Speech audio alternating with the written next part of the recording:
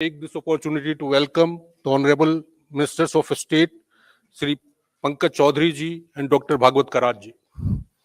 On this occasion, we also have with us Finance Secretary Expenditure, Dr. T.V. Somanathan, Secretary Economic Affairs, Sri Ajay Seth, Secretary Deepam, Sri Tuhin Kant Pandey, Secretary Revenue, Sri Sanjay Malhotra, Secretary Financial Services, Sri Vivek Joshi, Chief Economic Advisor, Sri V. Anant Nageshwaran. I welcome you all to this press conference. Friends, first the Honorable Minister will give her opening remarks. Thereafter, we'll be taking questions from you. Before I request the Honorable Minister, I must request you all to please follow the norm of one organization, one person, one question, please. Don't club too many questions together. That will help us give opportunity to friends. With this, I request Honorable Minister of Finance to please begin the opening remarks.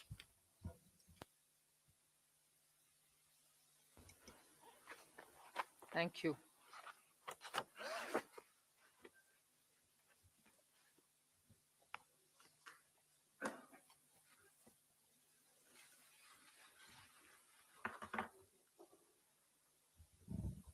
Good evening, and thank you for being here now after the budget has been laid on the table of the House.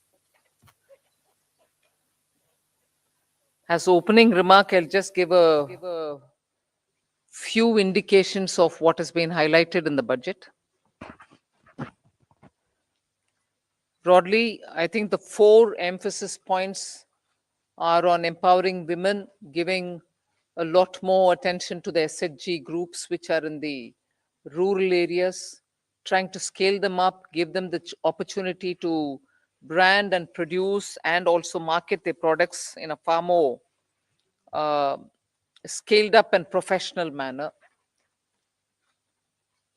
Emphasis on tourism and training of youth for readying themselves for tourism, specific action for 50 destinations where comprehensive tourism action plans will be introduced. Then what is being called as PM Vikas, looking at Vishwakarma, people who create things, make things out of their hands using tools. In some states, they are called Vishwakarmas. In some other states, some castes are referred to as Vishwakarma, but what we mean here is to cover all those artisans and craftspeople who do things with their hands using some tools. So not specifically only to some particular communities, but to all who create the soft power of India through their craftsmanship. Then the 4 is green growth. The 4th one, which is in every sphere of life, we have policy interventions and enabling provisions made so that India moves fast on the transition to renewable energy, the investments made for hydrogen mission, renewable energy transitional facilities which we need, natural gas, and also looking at biogas, also evacuation of power from renewable energy sources located in Ladakh to the rest of the country. So those are 4 highlights which I'd like you to go back to see the scale in which we are approaching these issues and the impact that it will have on large sections of India's population. Then, of course, I gave 7 priorities, which began with talking about inclusive growth, investments in infrastructure, also reaching the last mile so that those who are still left without a house or a sanitary facility or a road which is reaching them, and so on. So the last mile, reaching the last mile for those who desperately need that kind of a link are all being covered. Then we are also looking at a very futuristic fintech financial sector for which we have brought in some specific ideas. We are looking at also improving the industrialization of this country, where people will be trained for Industrial Revolution 4.0, which means they're going to be trained for AI, IoT, using Web3, in other words. So training manpower to ready themselves for industries which are rapidly becoming industrialized in the Web3 context. Then digital economy, unleashing the digital power of India in various walks of life, setting up an artificial intelligence research center, center for excellence. So all these are in part A. There's a lot of increase in the agriculture credit availability, 20 lakhs being made available for agriculture credit. Also a sub-scheme under the PM Matsya Sampada Yojana, making sure that people living in the coastal areas are going to benefit from it, fishermen are going to benefit from it.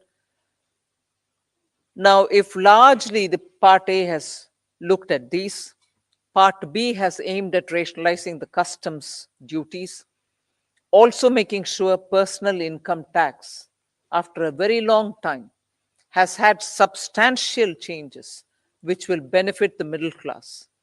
And also because this country has been waiting for direct taxation to be simplified, also waiting for direct taxation to be a lot more easy in compliance, and therefore the new taxation regime that we brought in for direct taxation 2-3 years ago has now got greater incentives, greater attraction, so that people can unhesitatingly move from the old to the new. Of course, we are not compelling anybody. Those who want to remain in old can still remain there for enough justifications that they can have. But the new one obviously is now attractive because it gives greater rebate. It also provides for a simplified and smaller slabs, lower rates of taxation, and also slabs which are nicely broken down.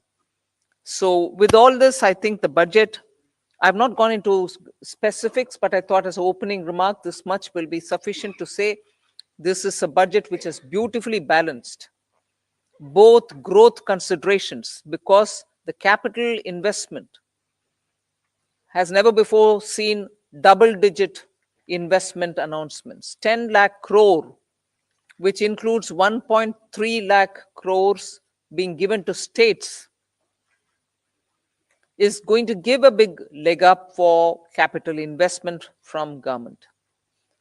So balancing that I'm talking about is looking at public sector investments, continuing that good tradition of capital investment in infrastructure, and also attending to MSMEs, because they are the engine of growth. We've given them relief. We have also given them new access. We have extended and widened the emergency credit liquidity guarantee scheme, also given them back their securities, 95% of it, even if they fail to deliver on contractual promises which were during the COVID pandemic.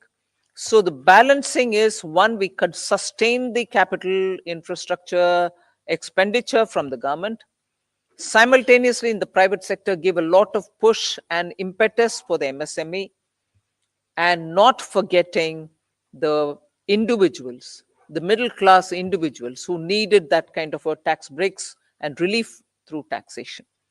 So the large macroeconomic considerations have also been kept in mind. The fiscal consolidation has not been kept in the back burner. We've attended to it. We are respecting the glide path we gave ourselves 2 budgets ago.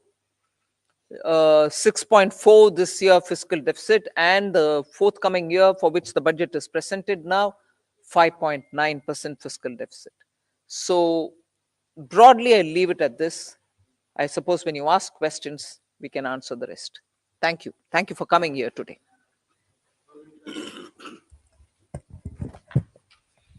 Good afternoon, ma'am.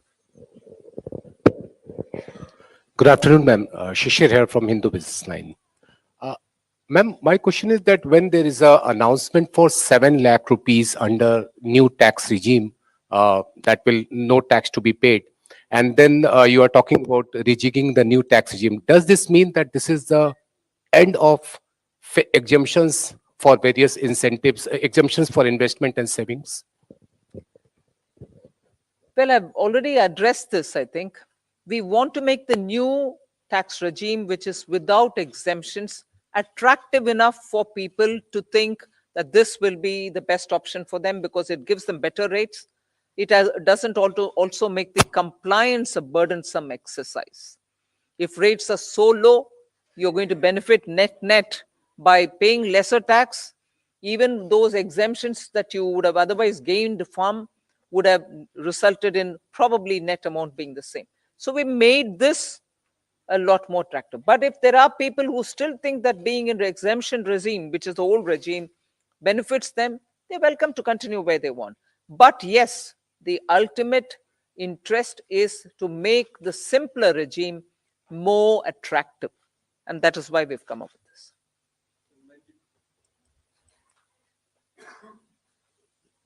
Ma'am, firstly, many congratulations on that fiscal consolidation, because I keep asking you that question.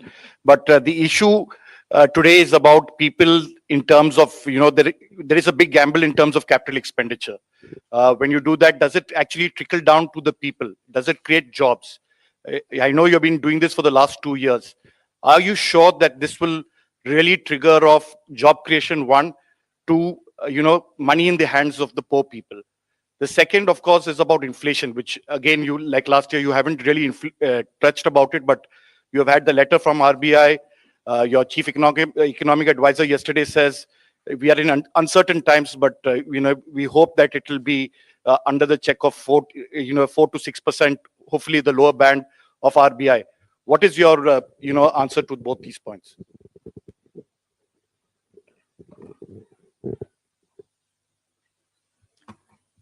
First of all, on the inflation, I think, yeah, you're right in saying RBI wrote a letter and what. But in the meanwhile, you've seen inflation come down, both the CPI and WPI.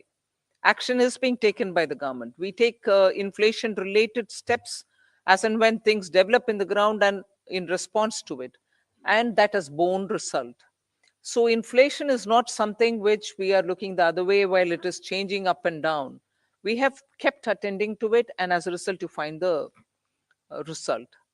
On fiscal consolidation, you asked me the question, and I've already explained that we've attended to it with all earnestness, having respected the glide path we gave ourselves earlier.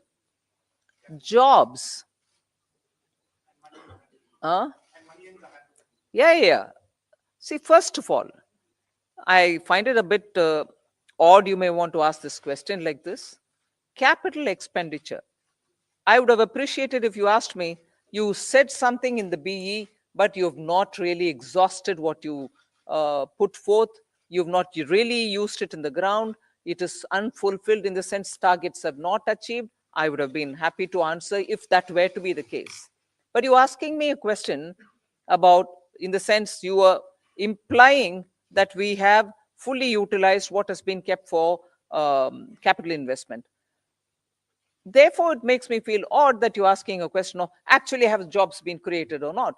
When projects are undertaken and money is utilized, and that it is utilized is coming through from the budget statement, how would the projects get completed without manpower, without jobs?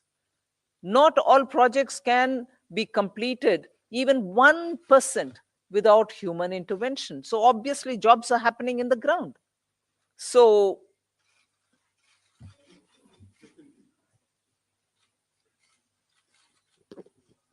Ma'am, I want to ask you, ma'am here.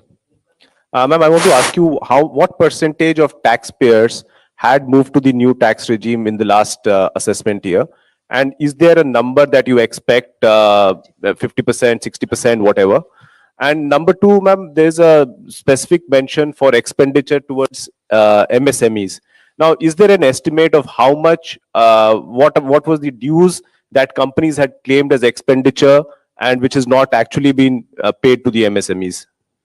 Sanjay, you want to answer on? On your second question, that is on the MSMEs, well, we don't have that data. Certainly, we don't have that data. And it's not, I mean, we don't take that data from the taxpayers in their returns. So that data we will not have. But certainly, we are all aware of this huge problem of timely payments not being made to the MSMEs. So in that direction, this is certainly a positive step. Coming to your first question on the exemption-less regime, let me say that for companies, the 22% tax regime that we got, 61% of our tax now, the corporate tax, more than 60% is actually coming from the exemption-free tax regime.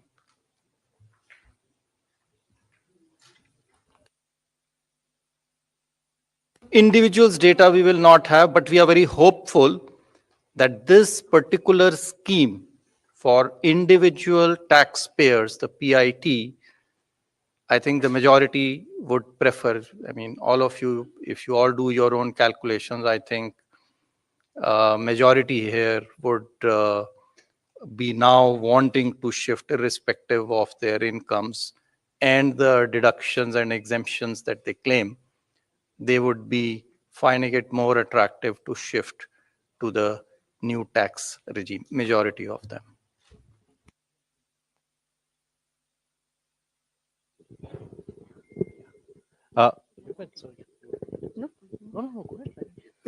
Ma'am, very good afternoon. Congratulations on a great budget. It's very clean, simple, nicely done. Ma'am, one quick question on capex and one more on petroleum subsidy. Ma'am, your capex for RE is lower actually in terms of the spend as of now. But the target is greatly stepped up for FY24. So what gives the confidence that it will be all utilized? That Capex RE is lower, ma'am. 7.28 versus slightly lower. And a big jump for FY24. So what gives the government the confidence that all of it is going to be utilized and well spent? That's one, ma'am. And second, ma'am, on the petroleum front, the LPG subsidy has been kept pretty low. You had announced certain additional measures last year in May, along with the deep cuts in excise on petrol, diesel. So what happens to those announcements regarding LPG subsidy? They have not been rolled over. And plus, ma'am, there is a demand coming in from oil cores now after LPG losses that you have made good by giving them money. That something needs to be done on fuel also. So would the government what was the consider? last bit? Something has to be done for who? Basically, demand coming in from oil cores in terms of Oil marketing companies. Yes, cash No, compensation The money for which is fuel. now being given is not for that. Not for that, ma'am. So, all of it. So on your first question on capital expenditure. So yes, the revised estimates are about 97% or 98% of the budget estimate. Yes, there is a slight deviation. It's mainly on the state capital expenditure, which is falling short of the 1 lakh crore. Actually, the central capital expenditure is going to exceed the budget estimates. State capital expenditure is not expected to reach the 1 lakh crore figure because some portions of the state capital investment scheme have reform conditions. So some states have not been able to meet some of the conditions. Therefore, we expect, I think the figures are there, about 76% of the state capital expenditure scheme is likely to be spent. That's the revised estimate. So the shortfall is actually on the state side, not on the central side. Point number one. What gives you the confidence for next year? I think if you look at the allocations that have been made, they've made in actually the increments are in 4 clear areas. One, railways. The railways has enough projects to absorb the additional capital expenditure. The second is highways. They have adequate projects running to absorb this capital expenditure. The third is states, 30,000 crores. Now, yes, that there will always be a challenge, but I think the states are gearing up now. This 2 years of this experiment has helped them to improve their spending capacity. And we are also seeing an uptick in the second half of this year on the state capital expenditure. So I'm reasonably confident that the states will absorb the 1,30,000 that has been provided. And the other big item on the central side is the petroleum capital expenditure, which is for retrofitting of refineries to meet emission standards and pollution standards, and partly for augmenting our strategic reserves. So I'm quite confident that we'll meet the expenditure targets. Please.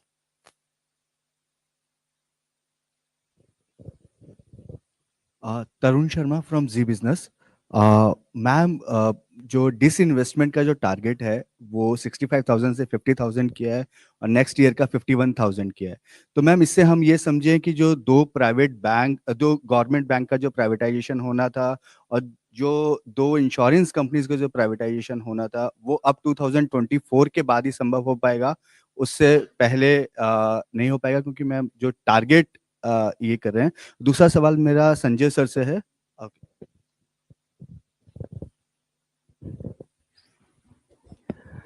जैसा कि आपको विदित है कि disinvestment तो market conditions और कई चीज़ों से निर्भर करता है, तो उस हिसाब से जो प्रैक्टिकल और प्रूडेंट टारगेट है वो रखा गया है।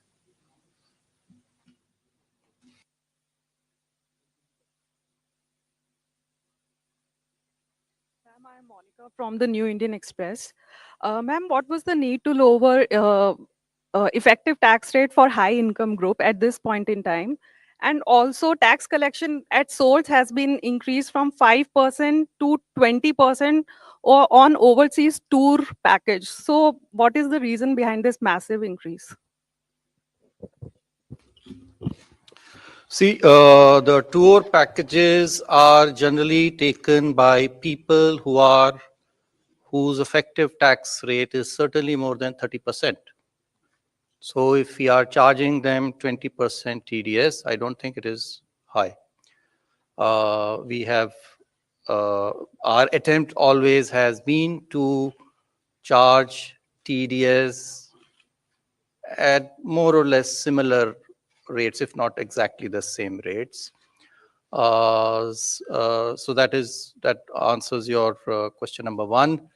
Question number two on, I think you are referring perhaps to surcharge, which has been reduced.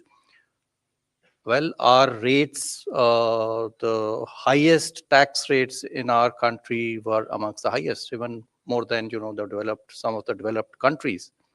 And so in any case, it was introduced as an interim measure. And so that has now been reduced so that the effective tax rate, highest effective tax rate becomes 39%. I'd just like to supplement that. There is a consistent theme, if you see, both on the new tax regime and on the changes that you're seeing in this budget, that the move is towards lower rates, but fewer avoidance measures and exemptions. So if you look at high net worth individuals, there are a number of tax avoidance removal measures in this budget, along with the reduction in surcharge. So if you look at market-linked debentures, if you look at very high value insurance policies, and a few other measures, so the marginal rate is coming down, but some of the devices used predominantly by those in that highest marginal tax rate are also being rationalized. So it's not necessarily a net reduction, it is a reduction from a high marginal rate inducing certain avoidance devices to a lower marginal rate with fewer opportunities to avoid. 74, please.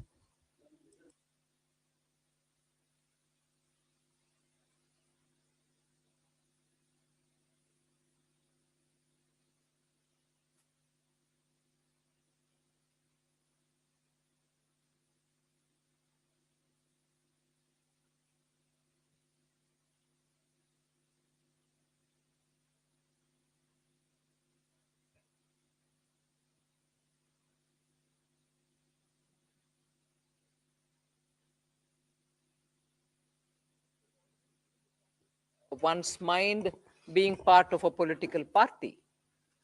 But consistent with what we believe, we placed our emphasis and priorities on those. And that's what you've seen in the budget.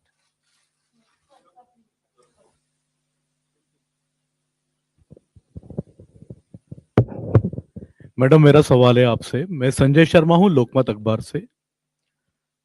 Madam, आपके budget में विपक्ष की तरफ से कोई ज्यादा प्रतिक्रिया नहीं आई है, लेकिन इस बजट से महिलाओं को काफी उम्मीदें थी। घर की महिलाओं को, जो महंगाई से पीड़ित थी, रसोई गैस के सिलेंडर के दुगने दामों से पीड़ित थी, कहीं ना कहीं आटे से लेकर के रोटी तक सारी चीजें महंगी हो गई है। तो क्या इससे आपको लगता है कि कुछ इसमें महंगाई पे भी फर्क पड़ेगा और घर की जो रोटी है, जो घर की जो रसोई का जो सामान है, उसमें इस बजट से कुछ फर्क पड़ेगा?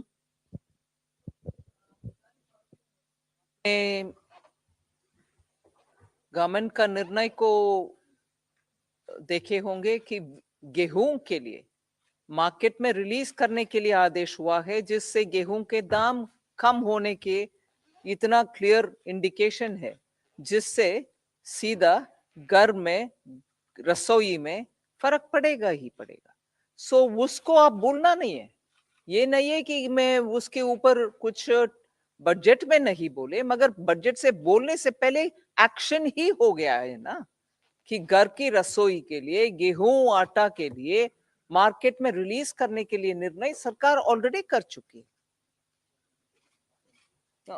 एक मिनट साथ ही साथ जो है महिला जो है वो भी एक परिवार का सदस्य है, तो जो रिलीफ जो इतना टैक्स पर्सनल इनकम टैक्स में दिया गया है वो भी परिवार के पास में और महिला के पास में आएगा, उसके हाथ में आएगा, जिससे वो अपना घर का खर्चा चला सकती है। सो वो भी एक महिला के लिए, हमें नहीं देखना चाहिए कि महिला के लिए नहीं है, वो भी महिला के लिए एक बेनिफिट है। गेहूं पुरुषों के लिए भी है और महिला के लिए टैक्स भी है। Hi, ma'am. Meghna Mittal from ET Now. The fiscal glide path that you have given is 4.5% by 2025-26, which may be considered slightly bold. But does it also indicate your confidence in continuing tax buoyancy in the coming years? Somnathan has already answered it. Yes, tax buoyancy, as you saw even yesterday, GST collection figures have come. Direct taxation buoyancy is also observed in the current year. That is one thing. I think to the credit of this team, there's been a very robust management of macroeconomics. That certainly bears a impact. So all of us might talk about this particular step or that particular step, but I think together, revenue, expenditure, disinvestment, banking, all of us together have worked in such a way that where you can earn more through tax avoidance related measures, and similarly where you can bring in more people into the tax net, you are taking steps. Similarly, prudent ways of effective expenditure without cutting down expenditure, committed expenditure or other expenditure, are all ways in which you're making money mean more. And for every rupee that you spend, you get a better set of returns. So I think efficient management also has a very big role to play here. I just wanted to add to your question. The estimates in the budget, the revenue estimates in the budget, do not assume a buoyancy greater than 1 for the coming financial year. It assumes a buoyancy of 1. Gross taxes are expected to grow by the same 10.5%, by which we have estimated the GDP growth, which is slightly lower than the figure implied by the economic survey. And therefore, we are assuming only a buoyancy of 1. But if the experience of this year is repeated next year, then it may in fact be more than 1. But we have taken a conservative assumption.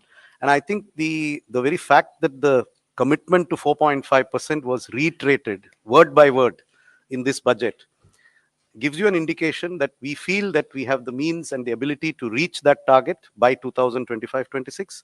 I would also point out that many of our expenditure increases are on discretionary spends. We have kept a very tight lid on the irreducible type of expenditure, and therefore there is room in the budget, both on the revenue side and on the expenditure side, for us to reach that fiscal deficit target by 2025-26. And it is not likely that the finance minister has reiterated it in parliament today. Ma'am, Timsi Jaipuria from CNBC TV 18. Ma'am, I have two questions. Firstly, okay, on the TDS reforms, you've come out with two specific reforms. For one, 20% TDS on foreign investments. Why has this been introduced? Is it to curb the flight of capital or investments which was going outside the country? And secondly, on students who are going outside to study, on that also the TDS has come, there's a 5% that has been levied. or it has been it has been There is reduced? no change on education or absolutely On- not. That's on- wrong. Your facts are wrong. But what happens to the amount that one spends in staying there as a Timsy, student? first correct the thing which you've said, because yours is a very powerful voice and that can spread among your dosts no, and no. that can go out. No change has been made for education or health purpose, LRS. Please, I hope Yeah. my voice is Ma- audible much more than Timsy's. Thank you for correcting me, ma'am. But on the foreign capital, on the foreign investment, the TDS of 20%, if you could I already explain answered the I rationale. think this question was asked and I already answered it to say that this is actually coming from income, and the income tax rates for those categories of people who are using this LRS to send money outside is much more than 20%.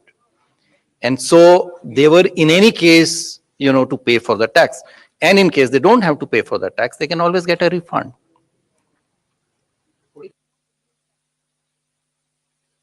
It is our impression, and there is enough information to indicate that there are quite a lot of people who are able to make these remittances, but whose tax returns are disproportionately low compared to what they send as remittances. Now, that means if you don't collect the tax at source, you have to take measures later to catch them. That is much more difficult.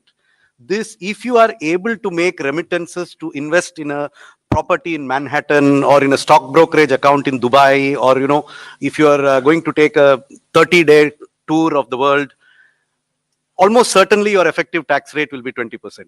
So, yes. We have learned from both the economic survey and the RBI report that there's a lot of public investment and private consumption. Are you still happy with the private investment? Are you still expecting it to grow? Or do you think for the moment it is only public investment that will go on? Hi. Yesterday in the press conference, we answered this question, and we also had a slide up there in the presentation we made yesterday that private capital investment has been improving every year in the last 3 years.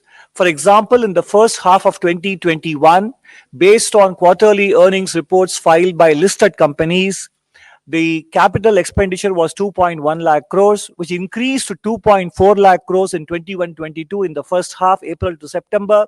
And 22-23, it has gone up to 3.3 lakh crores.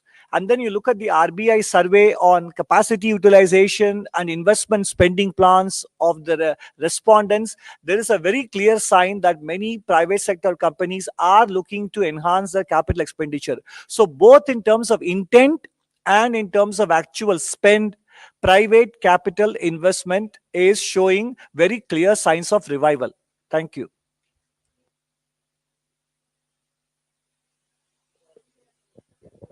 Ma'am, this is Ujjwal Narayan from News Rise.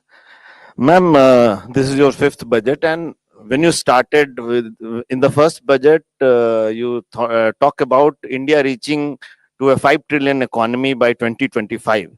So just I wanted to know what is the situation, because yesterday CA has put forward another goal post of becoming a 7 trillion economy in next 7 years. So what is happening to that target? That is my simple question. Say, we are moving along to achieve our targets, both mine and his. We'll achieve, we'll achieve.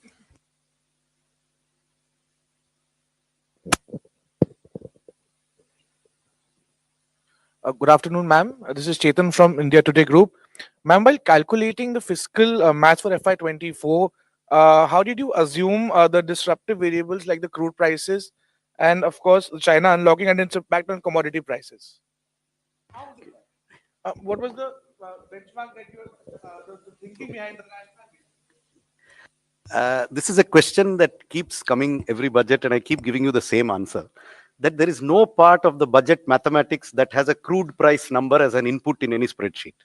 See, because there is no direct subsidy on any petroleum product. Unlike the fertilizer price or the price of the MSP, these have direct impacts on the budget. The petrol price would have an impact only if it triggers some major change in the tax system. Otherwise, the petrol, diesel, oil prices do not directly affect our budgeting. So it is not that there were days, maybe 10, 15 years ago, when there was a lot of subsidy on these commodities. At that time, a crude price assumption was inherent in the budget. Today, there is no inherent crude. The assumption we are making in the budget is only that there will be no subsidies on petrol and diesel, and that global prices will be such that there will be no subsidies. What the global price will be, I don't need to make an assumption. So no assumption has been made. Confusion since last year when people referred to what was said in the economic survey as though it was said in the budget itself. The budget didn't say it then, the budget doesn't say it now.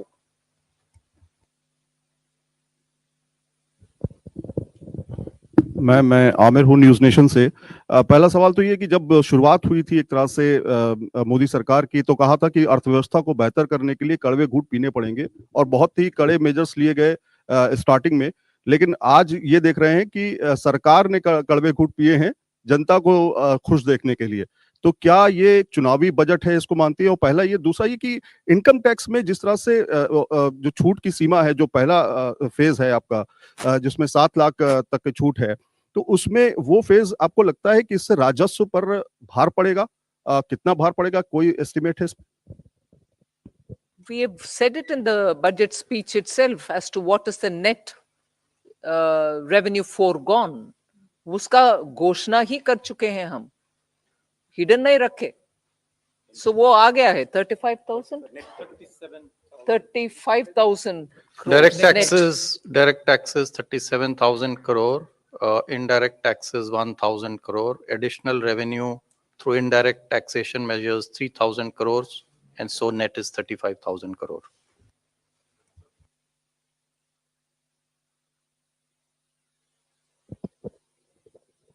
This is Anuradha from Economic Times. In your budget speech, ma'am, you spoke about the review of financial sector regulators. So can you elaborate a little bit more on that? Something. Some of these exercise, when the regulations are brought in, they serve a purpose. Thereafter, the economy changes. So all the regulators have been doing it as part of their exercise, but there's a time now to take up a comprehensive review. And you will recall, RBI had formed a committee. They did it in 2020. They came out with a report in 2021. That is an ongoing process, and other regulators also will travel in that direction, that their regulations are what the economy needs today. Whatever tweaking is required, they will take up that steps. There's their own review, not by them.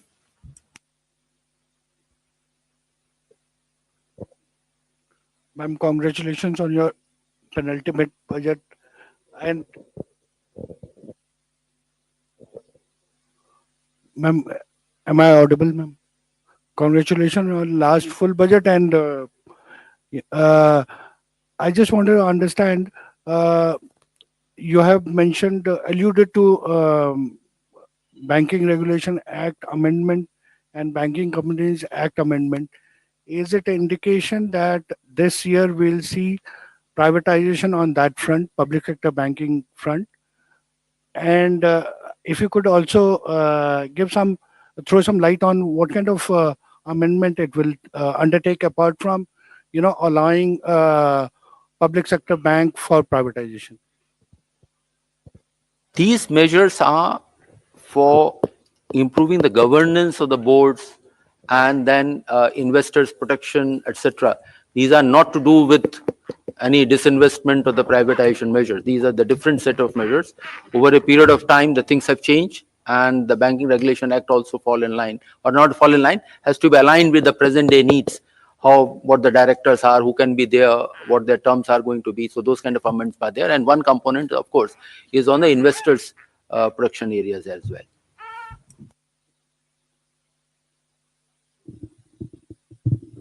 Good afternoon, ma'am. I'm Rima Sharma from Pratibimba Live. My question,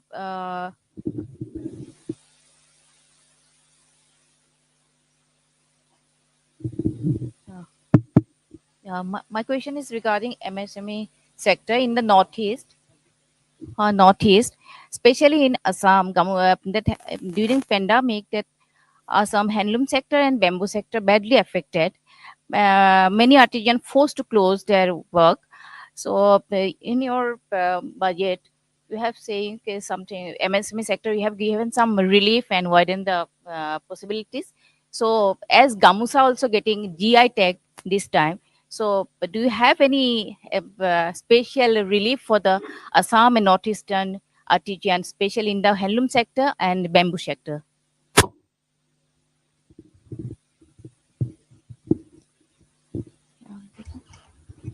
In the last year's budget itself, I think for sustaining livelihoods and also making sure that the Northeast livelihoods are attended to, we came up with a specific program called PM Divine for the development of Northeast.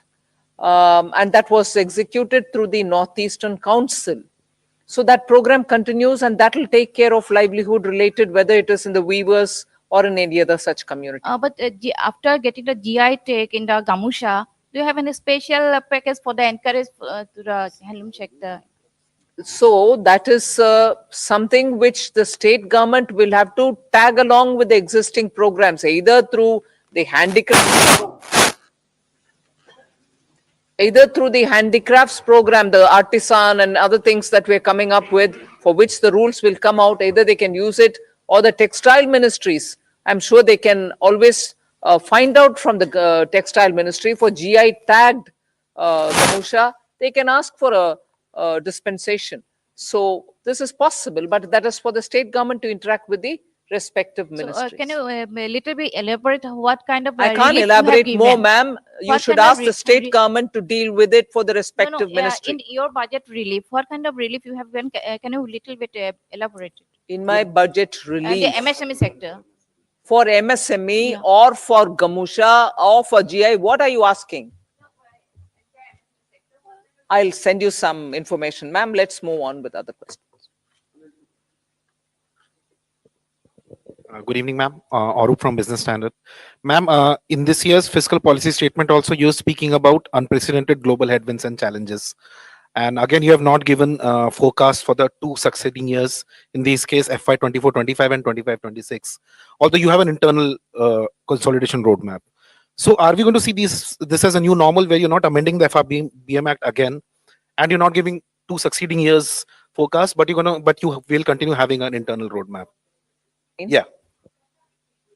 Yeah, but you're not amending for the third consecutive year. You're not amending the FRBM Act, and you're not giving two succeeding years targets. Yeah, but we have given a glide path, and we are every budget stating whether we are aligning with the glide path given or not, right? So that pandemic was the new normal for 2 years, hasn't it been?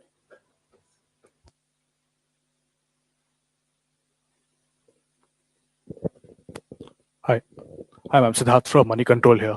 The gross borrowing number is 15.4 lakh crores. Net is the gross borrowing is 15.4 lakh. Net is 11.8 lakh. Especially with real interest rates returning to positive territory in the last few months with the RBI hiking rates. Do you see borrowing costs for companies rising, especially and perhaps the government crowding out the private sector? And could that impact private investments? So I think the question of crowding out, actually the increase in borrowing over the previous year is 8%. The economy has grown at a nominal rate of 15% over this same period. So this is a level of borrowing which I think will not lead to any incremental crowding out. In fact, as a percentage of the size of the nominal economy, the total gross borrowing is actually going to be lower in 23-24 than in 22-23. So incremental crowding out, I think, is not a significant issue, and that I do not think will lead to any impact on borrowing costs in the private sector.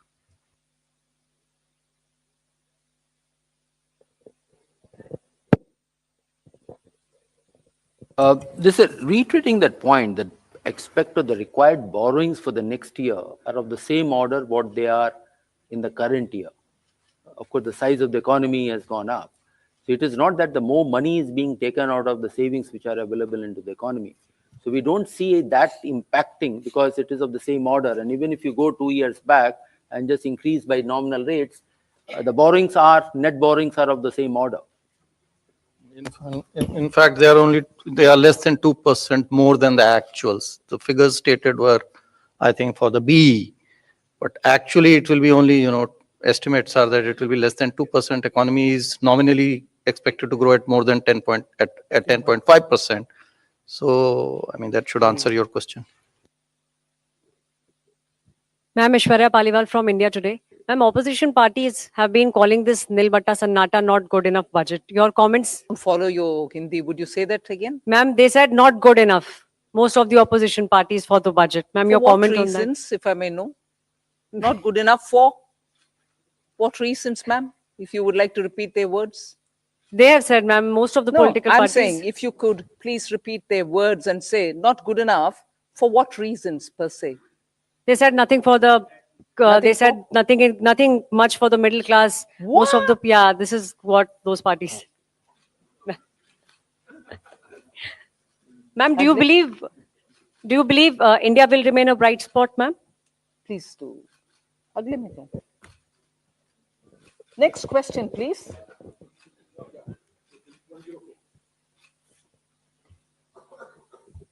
Ma'am, my name is Mukesh and I work for Newsrise. Just wanted to know, is there a component of green bonds in the... does it contain green bonds also? I mean, what would Sorry. be the component of green bonds? Sovereign green Repeat bonds. your question, please. Interrupted me. So basically, in this overall gross borrowing that we have for the year, what component of that would be in form of green bonds? See, for the current year of $2 billion, one installment has already been done 1 week back. Another one will be done a week later. So for the next, and the monies which we are going to raise now through these bonds, $2 billion will be used for the projects which have been identified. And if those projects require in the pipeline that they require more money, then we will raise money through the green bonds, but that will be part of the overall borrowings which have been suggested. Pardon? There is no target for green bonds for next year. It is something which will evolve as the year goes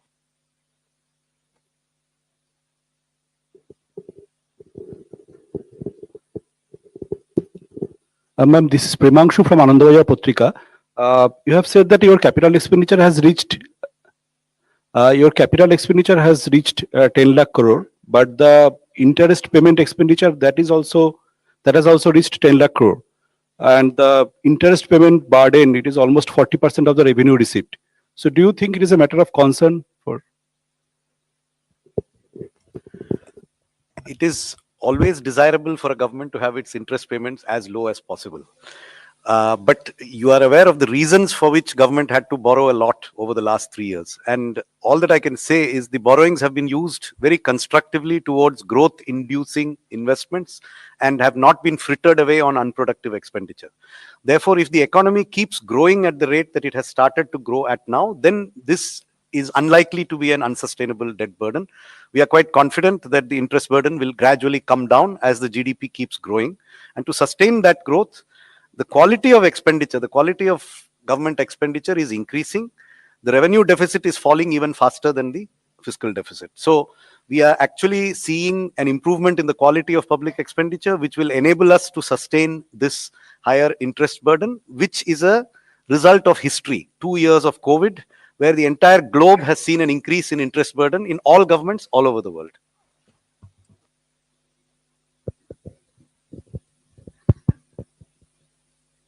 Good afternoon, ma'am. This is Karishma here from Business Today Television. Congratulations to you and everybody for yet another successful budget. Ma'am, you did talk about simplification of the tax regime. So my question is on the capital gains tax regime that was also expected. It was not a part of the budget announcement, but it's expected that a simplification could be done in the coming months. Is that something on the cards? And also, ma'am, secondly, no big bang announcements on cryptocurrency in this budget. What is the kind of update with the consultation paper that had to be submitted also to the FSDC? For your question, first question, I have no answer because it's your expectation. You kept about it for the last few months and then you want me to answer on that? But the revenue... Oh, have they been? They've not told me about it. No.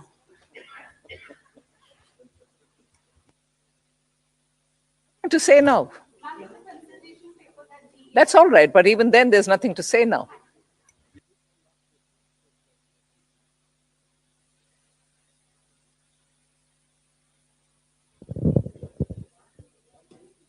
हाँ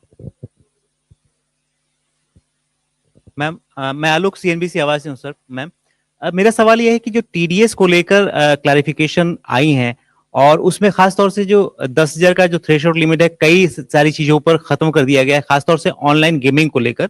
इसके पीछे क्या reason है? Online gaming को लेकर अभी भी क्या सरकार काफी कॉन्शियस है, या ऐसा लग रहा है कि अभी भी टैक्स लीकेज है वहां से, या बाकी चीजों पर भी जो खत्म किया गया है ये टीडीएस के लिए जो 10,000 का एग्जाम्पशन, उसके पीछे क्या रीजन है? देखिए, टीडीएस जो ऑनलाइन गेमिंग पे है, अभी प्रत्येक विनिंग के ऊपर में था, लेकिन जो ऑनलाइन गेम्स हैं वो कई सारे गेम्स मिला करके एक सेशन बनता है। एक गेम कोई नहीं खेलता है, कई सारे गेम्स जो हैं एक साथ खेलते हैं। तो इसलिए जो टीडीएस अब लागू होगा वो समस्त गेम्स पे सामूहिक रूप से, जब नेट जो विनिंग होगा, जो वो अपने पैसा जो उनका जो एक अकाउंट में से वो निकालेगा, तभी उसके ऊपर में देखा जाएगा कि कितना उसने प्रॉफिट कमाया है, कितना उसका विनिंग हुआ है। उसके ऊपर में टैक्स जो है लगेगा और उसी के ऊपर में टीडीएस भी लगेगा। और यदि वो 10,000 रुपए से अधिक है तो टीडीएस पहले लगता था, अब वो 10,000 की लिमिट हमने हटा दी। तो लिमिट तो हटा दिया है, लेकिन ग्रॉस पे लगेगा और नेट पे लगेगा और प्रत्येक विनिंग के ऊपर में नहीं लगेगा। ये हमने बदलाव किया।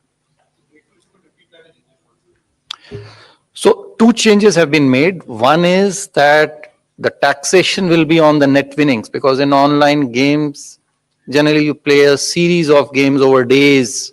You don't play it, just one game and, like, you would be doing, say, race horsing would be, maybe once in a while, but this is over a period of time. So whatever are the net winnings, when you take that money from your account that you have made with the online gaming platform, the tax will be on that. So this is one change. The other change is that the TDS previously was on each winning, irrespective of the amount, on 10,000 and more.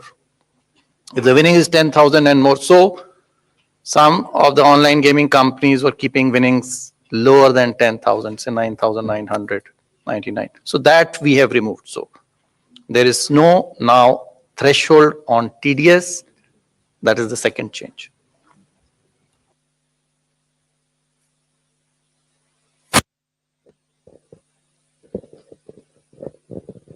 Hi, ma'am. This is Priyashmita from Informist Media. Ma'am, I wanted to know that there has been an upward revision in the small savings estimates for FY23. However, data suggests that there is a shortfall. So how do you plan to achieve it? Yeah, it's a good question, and I mean it shows good awareness of our numbers. I'm happy to see people read our deep statements so with so much attention. It is a good question. What I can say is the market borrowing number is completely firm. That will not change. The remaining numbers have a little bit of fluidity, whether it is small savings, state government provident fund is a very fluid number. See, because if state governments change that number, it affects the overall balance of our funding plans. The market borrowing number is firm. The small savings number is, there is traditionally a seasonality where a lot of small savings comes in the last quarter because people plan their taxes in the month of February and March. So there is usually an upsurge. Will it reach this number or not? You see, these numbers are subject to a number of assumptions, but we are confident that in aggregate, the other sources except market borrowing, the aggregate of them will be close to what we have estimated. And therefore, I don't think this will have any impact on markets. Now, in terms of small savings, again, the date from which these new schemes come into operation is yet to be decided. So there are a number of factors on which the small savings number could fluctuate. But I repeat, it will not affect the market borrowing numbers. No, she's talking about FY 22-23 is my impression. Current financial year. Yes, I'm also talking about that. Again, the next year, 14 months before the end of the year, I cannot be firm on next year's numbers, but they are as firm as we can make them 14 months ahead of time.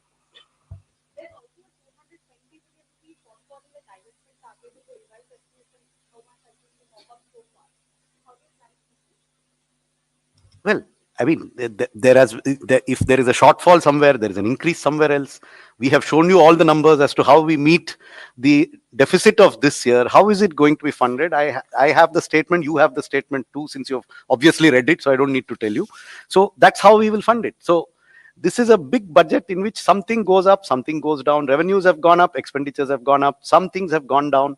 But in aggregate, as I said, we are confident of being within our market borrowing numbers. We are confident that the deficit that we have projected for the revised estimate is reasonable and will not be exceeded significantly. It will not be exceeded significantly. Beyond that, I cannot give you a pinpoint. You cannot land a Boeing 747 on a helipad. So, it's a huge thing. There will be minor, fluctuations here and there. But at a macro level, our numbers are good. I'm confident about it.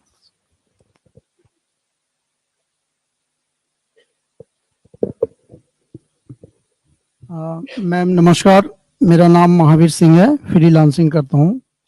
दो छोटे से स्पष्टीकरण चाहिए थे। एक तो 7 लाख रुपए तक की आय जो आपने कर मुक्त की है, वो दोनों उसमें है, पुराना और नया, या सिर्फ नए में है?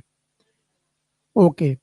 और एक आपने घोषणा की कि जो गाड़ियों के स्क्रैप के लिए सरकार कोई सपोर्ट कर रही है, उसके पीछे क्या मंशा है सरकार की? क्यों इस तरह के उसको बढ़ावा दे रही?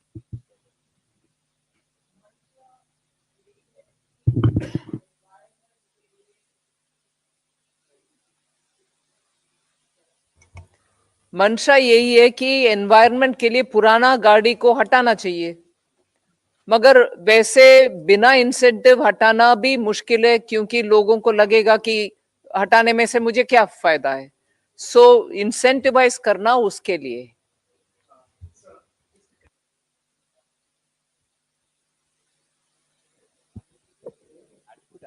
Scrapping of vehicles and replacement of vehicles as well.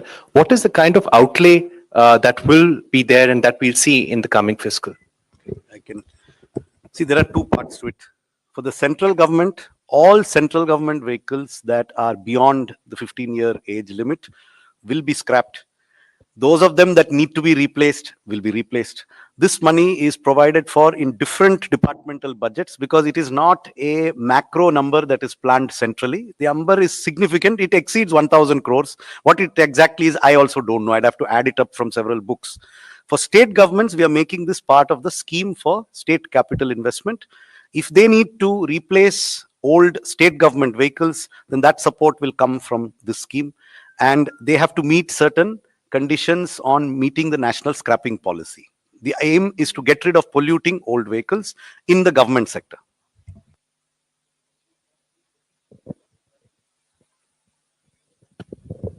नमस्कार ma'am, Pramod Sharma.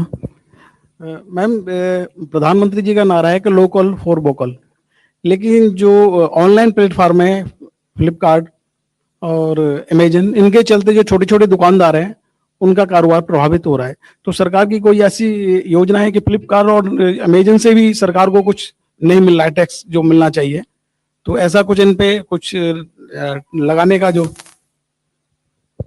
Local for local के लिए तो जेम में पोर्टल में एमएसएमई को स्थान मिल रहे हैं।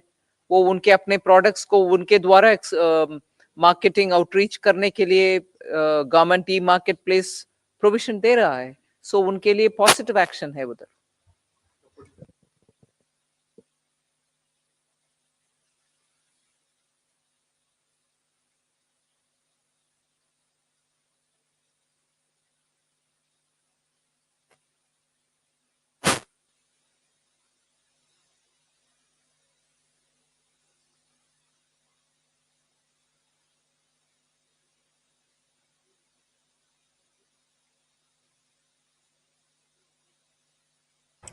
Precise numbers I don't have at this point of time, but the scheme is that if there's an arbitration award which has already happened, either of the party, either a government department or a government undertaking has challenged it, or the contractor has challenged it, and that arbitration award is being contested in any court, then depending upon the level of the dispute, a settlement can be reached between the two parties so as to reduce the amount of litigation which will be there.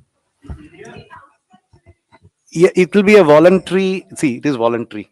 Any dispute can be settled out of court by both parties. Traditionally, there are difficulties for government to take a discretionary decision on settling a dispute. So this will be a standardized set of terms depending on the nature of dispute and the level at which the dispute has been settled, or has been where there's an arbitration award, where there's a court award, where there's a Supreme Court award. There are different levels at which there is certainty or uncertainty. We will be coming out with a draft scheme which will be put out for consultation very shortly from the Department of Expenditure. So no, it is only for domestic. Only domestic disputes. It will not cover international arbitrations or international cases. Definitely not.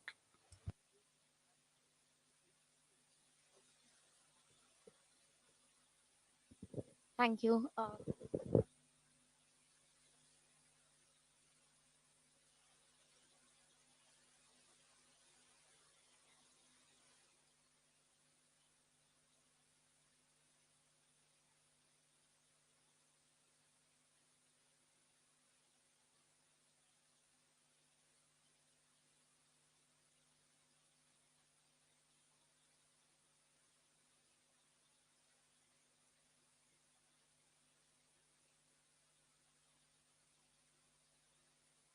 Want both of them to answer for each economic survey from his school of thought and us from our school of thought?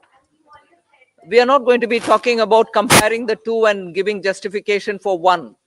They come from their school of thought and we do it ours, right? I understood the question, but you're trying to link the two which are not so related. That is economic survey. Yeah.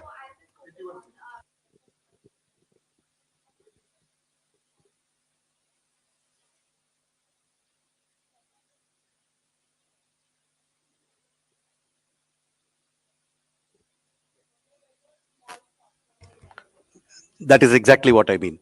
The dated security figure will not change regardless of changes in the other figures. That's your second question. On the first question of 10.5, remember there's a difference between an estimate in an economic survey, which is given for general guidance, and a budget which has to be used to fund expenditure. So we have to have numbers which are at a higher level of probability of being exceeded than the economic survey. So therefore, our number of 10.5 could come from any combination of inflation and real growth. We are expecting nominal growth to be at least 10.5%. That's the basis on which the budget is presented. Now, that can come from multiple combinations. I cannot tell you that it will be 6 and 4.5, or will it be 6.5 and 4, or will it be 7 and 3.5, or will it be 5.5? I mean, these are all, we are reasonably confident that we will exceed 10.5% nominal growth for the purposes of estimating our revenues, which is why we use that estimate.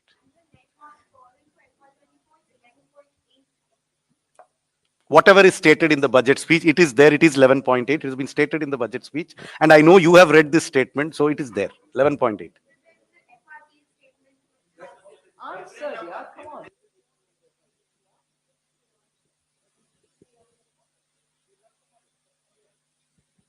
Good afternoon, ma'am. I am Nikun Johari from Reuters. You said that there'll be changes to improve governance for banks. So will there also be changes to the Bank Nationalization Act that will enable you to privatize two banks that you'd announced earlier? And also, ma'am, is there a concern for the government? Our markets have fallen the last few days because of decline in Adani Group stocks. So is that a concern for the government, because retail investors have also been impacted significantly because of this? I had answered that question earlier, that the proposed amendments have nothing to do with disinvestment or privatization of the bank. That is a separate chapter. As far as the second question is concerned, we in the government don't comment upon the issues relating with a particular company.